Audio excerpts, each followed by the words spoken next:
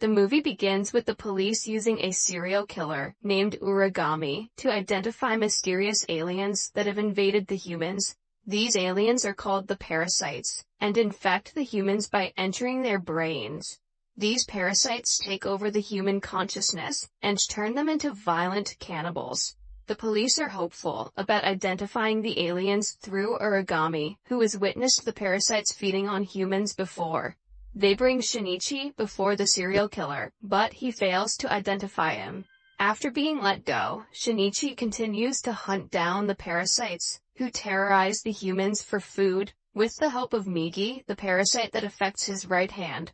Although Shinichi is still a human, he is progressively growing stronger because of Migi. Using his powers, he effortlessly takes down a parasite feeding on a human in an abandoned building. After killing the alien, Shinichi feels someone's presence outside and rushes to inspect. However, he fails to notice an investigative journalist named Shiro Kuramori hiding behind a pile of junk. The city's mayor, Takeshi Hirokawa, who has also been taken over by the parasites, grows worried about Shinichi killing the aliens. He complains about Shinichi to Ryoko Tamiya, the leader of the parasites, but she forbids him from going after the boy. Tamiya, who now is a mother to a human baby, intends to use Shinichi and Migi for her research on the parasites' coexistence with the humans. Afterwards, Hirokawa meets with another parasite named Goto. Goto is an extremely powerful parasite, as his body is made up of 5 different parasites. Goto advises Hirokawa to kill Shinichi. It is then revealed that Kuramori was hired by Tamiya to spy on Shinichi.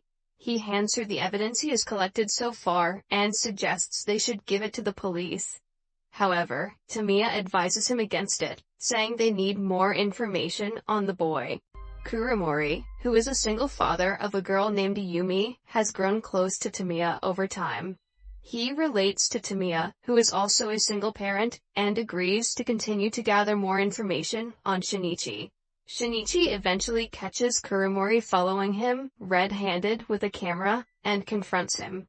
Migi asks Shinichi to kill the reporter, but he refuses to kill a human. After learning that Tamiya had hired him to spy on them, Migi tells the reporter that she is a parasite herself, and much more dangerous than other parasites. Shinichi and Migi tell Kuramori that he is playing with fire, and advise him to stay away from Tamiya and keep a low profile. Kuramori is in utter disbelief, but decides to continue his investigation. He goes on to interview the mayor, Hirokawa, about the parasites. Afraid of being exposed, Hirokawa orders his men to kill the reporter after the interview. Meanwhile, Migi senses the presence of 5 parasites nearby, while returning home from school. Migi advises Shinichi to run away, however, they are eventually caught, and to their astonishment, they learn that they are faced with a man that has 5 monsters in his body. A cat and mouse chase follows. After reading the man's brainwaves, Migi advises Shinichi to kill the original monster, using his speed. Shinichi then swings by a tree and beheads the monster. They then run away, and the man again comes back to life.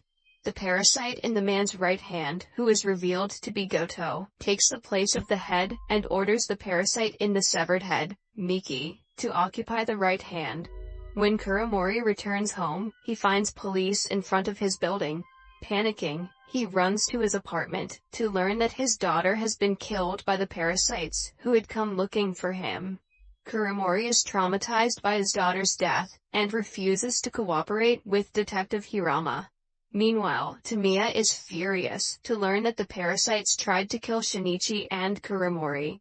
She expresses regret over the senseless killing of Kuramori's daughter. She fears that senselessly killing humans could give rise to an uprising strong enough to exterminate all parasites.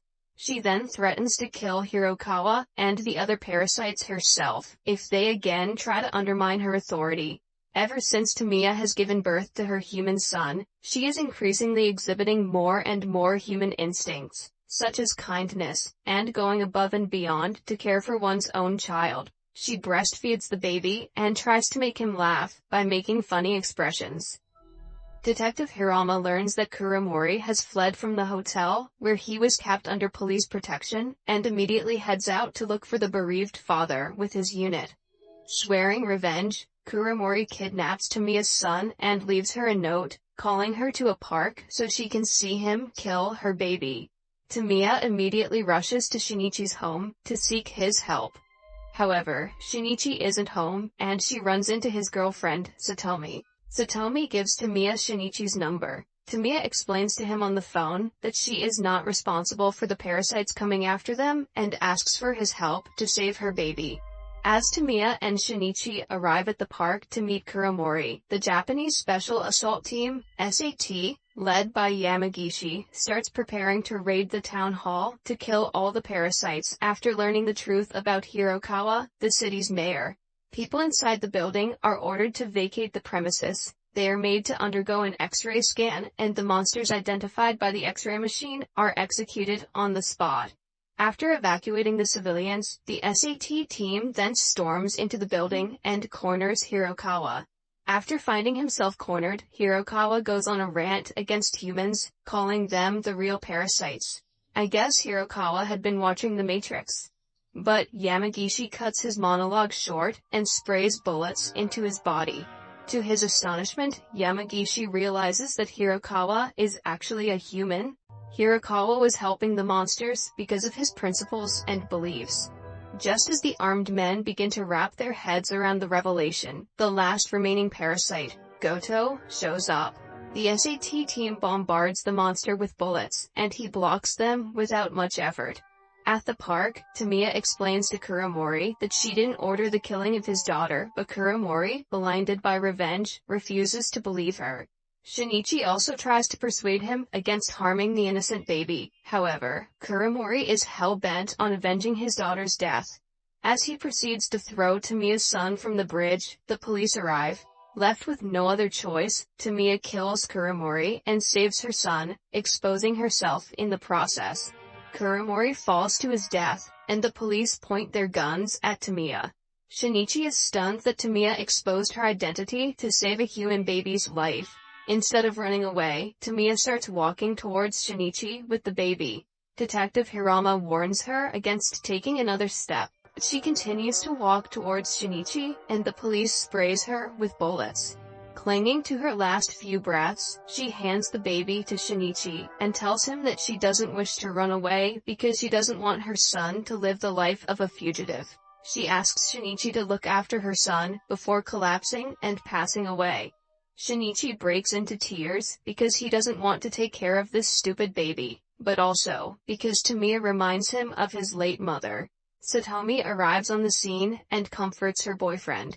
As Detective Hirama proceeds to take Shinichi for an interrogation, he is informed that the SAT team is dead. He immediately rushes to the town hall with Shinichi. At the town hall, Goto throws Yamagishi's severed head before Hirama.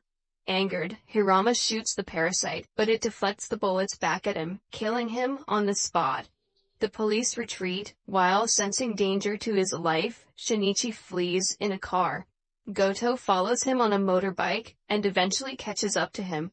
Before Shinichi and Migi can even realize, Goto jumps on top of his car and attacks him. Migi drives the car as Shinichi tries to dodge the parasite's attack. A long struggle follows, and Migi eventually loses control of the car and it drives off a bridge. However, Migi manages to save Shinichi and itself. Goto sustains injury but also survives the crash, and starts chasing the two into the forest. Migi comes up with a plan and they decide to ambush the parasite. Migi attacks the parasite from a tree, and Shinichi sneaks up on him from behind, but the parasite tanks their plan. Left with no choice, Migi asks Shinichi to run away, as it keeps the parasite busy. Shinichi refuses to sacrifice his friend, but Migi forces him to go. Goto eventually kills Migi, and Shinichi runs away. Shinichi seeks refuge in an abandoned building, and calls Satomi. He is devastated by Migi's death, because playing with his hand in his room will never be the same again, and Satomi comforts him. She reminds him that he still has her, and this is not the end. The two then start making out. The next morning, Shinichi discovers that a part of Migi is still in his right hand, due to his body being infected with Migi's cell. In the previous part of the film, Migi had used its cells to repair Shinichi's heart, damaged by a parasite. Shinichi also realizes that if Migi is still a part of his body, Goto can use that to track him. He freaks out, and proceeds to flee with his girlfriend. However, the parasite catches up to them. To save Satomi's life, Shinichi reveals his location and lures Goto into a garbage disposal facility. A battle follows. Goto badly batters the boy, but even without Migi, he holds his own. He grabs a metal rod and stabs Goto with it, but barely does any harm to him. Goto then proceeds to kill Shinichi, but suddenly, Migi comes to life. It is revealed that Migi had not died, it had transferred to Goto's hand. Migi returns to Shinichi's right hand, and Goto starts disintegrating because of the toxins released by Migi in his body. At last, the final monster, Goto's torso with a beating heart, remains. Migi reveals that there's a 50-50 chance of Goto surviving. Refusing to let that happen, Shinichi proceeds to kill the monster, but suddenly remembers Tamiya's words that these parasites are just trying to survive on Earth, like the humans. But Shinichi ultimately decides that even if the parasites are just trying to survive, he must protect the ones he loves. He tells the monster that humans may not be perfect, but they deserve to live, before throwing it all in the fire. A few days later, as Shinichi does his homework, Migi tells him that since all the monsters had been killed, there's no need for it to be around anymore. Migi says that if it stays around, it could only cause problems for Shinichi with the authorities. Migi intends to go into hibernation for several years, decades, or perhaps till death, and in return Shinichi will get his right hand back. Shinichi is heartbroken to hear his plans to leave, but Migi tells him that it is time for them to walk alone. Migi thanks Shinichi for everything, before turning into a normal hand, as Shinichi breaks into tears. Some years pass by. Shinichi and Satomi meet to visit Tamiya's son, Taiki Tamiya. The baby seems to be fond of the two, and runs to them. Afterwards, Shinichi goes to buy coffee for Satomi. Uragami, the serial killer from earlier in the movie, watches him leave, and uses the opportunity to kidnap Satomi, taking her to the top of a building. Shinichi notices him, and follows him to the roof. The deranged killer holds Satomi at knife point, and states his belief that all humans are monsters, because they have been killing each other since time immemorial. Uragami, who thinks that Shinichi is a parasite, then asks him for his opinion. Shinichi proceeds to reveal his identity to the killer, but Satomi discourages him from doing so. Angered, the killer pushes her off the building. Shinichi runs to save the girl. He punches the killer and extends his hand from the edge of the top. However, Satomi is beyond his reach. All the time he has spent with Satomi flashes before Shinichi's eyes. Suddenly, he realizes that he is holding Satomi's hand, and pulls her to safety. As they breathe a sigh of relief, Shinichi figures out that Migi momentarily woke up to help him save Satomi.